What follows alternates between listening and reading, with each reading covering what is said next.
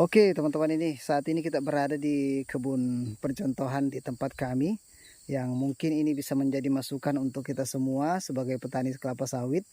Teman-teman, di kebun ini memang ada keunikan karena di kebun ini di antara pokok dengan pokok kelapa sawit ada ditanami kacang-kacangan, yang dimana kacang-kacangan ini berbeda dengan kacang-kacangan yang biasa kita ketahui.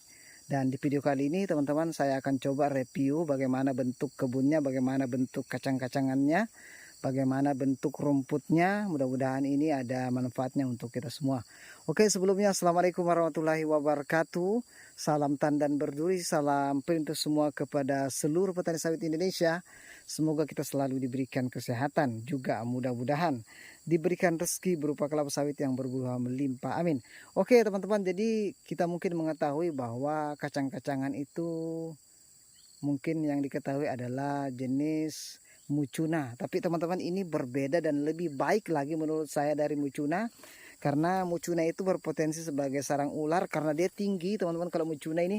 Tapi kalau yang ini Aratis pintoi, dia menyebar teman-teman ini. Saya lihat kaki saya ya. Nah, dia tidak sampai di sini saja dia. Apa namanya? Semata kaki saja. Saya coba duduk dulu.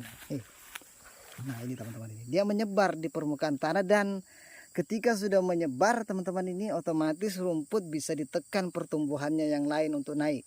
Jadi ini bisa menghalangi rumput yang naik, yang gulma-gulma yang tidak bermanfaat. Karena ini teman-teman termasuk gulma bermanfaat karena dia termasuk kacang-kacangan yang dimana ini teman-teman, ini akarnya ini ada bersimbiosis dengan bakteri pengikat nitrogen secara alami teman-teman. Jadi otomatis sudah melembabkan tanah, dan juga pasokan nitrogen secara alami di kebun kelapa sawit kita akan semakin dijaga teman-teman. Ini salah satu keunggulan apabila kita menanam rumput kacang-kacangan jenis Aratis pintoi teman-teman. Kalau kita lihat, kalau sudah siang-siang itu dia warnanya, bunganya kuning-kuning semacam ini, cantik sekali seperti taman teman-teman ini.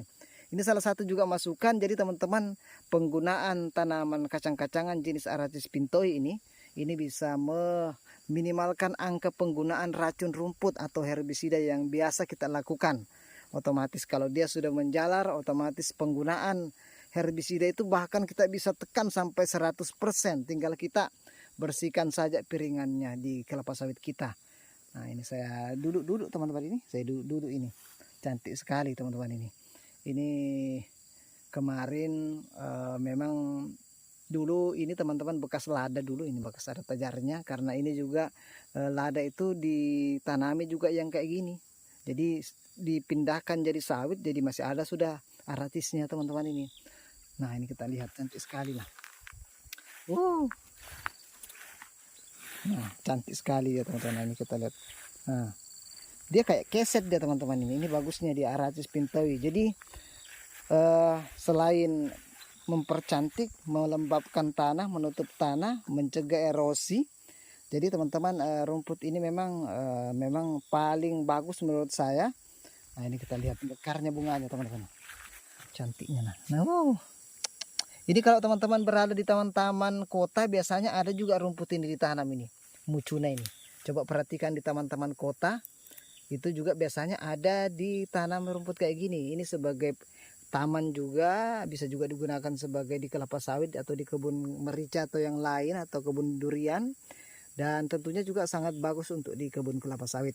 Jadi kalau teman-teman kita menggunakan racun biasanya sampai 100% kita semprot total. Tapi kalau sudah kita menggunakan tanaman ini, insya Allah bisa kita tekan. Jadi kos yang kita keluarkan atau biaya yang kita keluarkan untuk pembersihan kebun kita bisa kita tekan. Jadi biaya yang ada pada racun rumput untuk membeli kita bisa anggarkan ke biaya pemupukan. Nah, ini bisa kita atur teman-teman ini. Ini salah satu juga kemudahan, salah satu juga manfaat yang kita bisa rasakan ketika kita sudah menanam rumput kacang-kacangan jenis Aratis pintoi. Mungkin teman-teman ada yang pernah melihat rumput ini, silahkan diambil teman-teman. Ini berguna sekali untuk kebun kita. Kalau misalnya ada teman yang punya, silahkan diminta atau dibeli saja, tidak apa-apa. Karena ini sangat berguna untuk di kebun kelapa sawit kita ataupun di kebun-kebun yang lain. Yang penting tanaman-tanaman keras ini cocok untuk ditanami rumput kacang-kacangan jenis Aratis pintoi. Nah ini teman-teman, kalau Aracis pintoi ini dia perbanyakannya atau perkembangbiakannya dia tidak menggunakan biji, jadi dia menggunakan batang ini atau stek batang ini. Jadi teman-teman, ada kebetulan anggota ini yang saya kirimkan bibitnya, jadi dia kira itu dalam bentuk biji, nggak sama kayak mucuna kan biji, tapi kalau ini dia stek batang, jadi kita potong-potong. Jadi setiap batang ini mempunyai ruas-ruas teman-teman. Nah inilah nanti akan menjadi calon tempat tumbuhnya akar. Nah ini salah satu contoh bibitnya ini, karena kita potong-potong saja. Ini mudah sekali kita sebarkan, mudah sekali kita pindahkan nanti untuk tanaman Aracis yang baru lagi. Nah ini kita lihat teman-teman ini. Coba saya duduk teman-teman, ini cantiknya. Saya duduk ini. Mantap nih. Pokoknya ini aman ini, biar kita baring-baring di kebun teman-teman ini. Tapi ini tidak merata penuh teman-teman, ini hanya berapa meteran saja ini, karena kemarin itu sempat tidak terlalu dirawat, jadi banyak yang ada juga sempat kena semprot juga kemarin teman-teman, anggota itu. Aduh, kayak ini disemprotnya, sayang sekali. Nah ini kita lihat kan teman-teman, cantik sekali bunganya. Nah coba saya ambilkan. Nah ini bunga Aracis pintoi. Mungkin teman-teman ada yang pernah melihat bunga ini atau melihat rumput ini, silahkan diambil. Ini bagus sekali teman-teman. Jangan sampai disepelekan, karena ini juga bisa mengurangi kita dalam proses penggunaan racun rumput. Bisa menyuburkan tanah juga. Dan memang teman-teman, bagusnya memang kalau menurut saya, memang kalau untuk Aracis pintoi ini, dia bagusnya kita tanami di kelapa sawit yang sudah menghasilkan semacam ini. Jadi nanti kalau kita sudah tanami kan tidak lagi kita menyemprot. Kalau kita masih menanam fase-fase TBM atau baru ditanam, bagusnya kita menanam yang palawija atau yang sudah bisa menghasilkan juga, misalnya lombok. Tapi kalau sudah yang kayak sudah produksi semacam ini, bagusnya kita tanami yang kayak gini, yang rumput kacang-kacangan ini. Karena kita mau tanam jagung misalnya, itu bagus, lebih bagus untuk kelapa sawit yang baru ditanam. Tapi kalau sudah produksi, bagusnya kita tanam yang Aracis begini. Kita lihat teman-teman, ini bagus sekali dia. Nah ini dia teman-teman, cantik sekali Aracis ini.